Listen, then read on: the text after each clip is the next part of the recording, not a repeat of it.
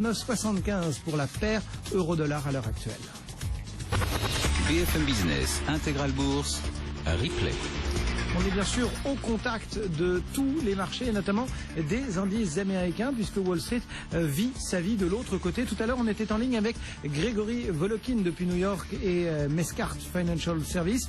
Que penser de cette tendance américaine et des toutes dernières statistiques, notamment tombées aujourd'hui? On écoute Grégory Volokin.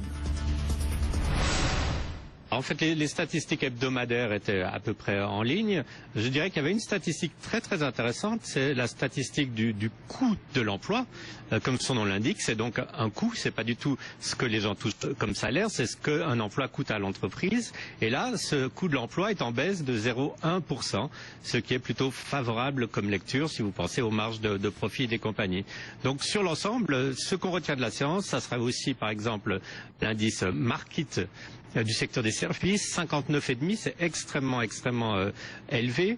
Ce qu'on retient aussi, c'est l'amélioration du déficit de la balance commerciale, qui va rajouter de la croissance au troisième trimestre. Donc toutes ces lectures sont positives, mais on n'a pas ce stimulus monétaire aujourd'hui dont vous bénéficiez en Europe. Donc pas de raison vraiment de monter plus que ces quelques petits 0,3, 0,4% qu'on prend quand même avec plaisir. Donc pas d'alerte entre guillemets sur le chiffre facial de cette enquête ADP notamment qui voit 204 000 créations de postes entre guillemets seulement dans le secteur privé.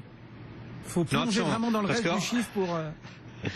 Non, parce que je dirais maintenant, l'emploi aux États-Unis, le problème n'est pas le nombre de créations d'emplois. On crée assez d'emplois. On en est à pratiquement que 6% de chômage. Le problème, c'est est-ce que les salaires augmentent?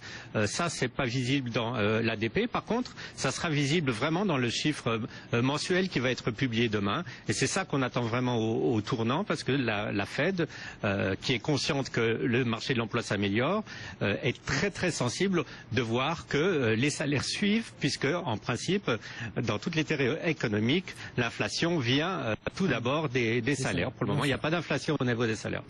Voilà pour la macroéconomie. À la frontière de cette macroéconomie, là, on va se rejoindre tous les deux avec nos actualités respectives.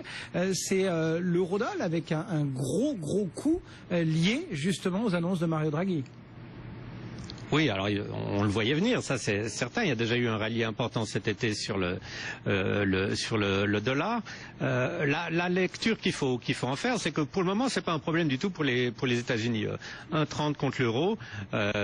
Les États-Unis ont tout à fait intérêt à ce que l'économie européenne progresse. Donc s'il n'y a pas de récession en Europe, même si le dollar est un peu plus fort, ça ne pénalisera pas les exportations américaines.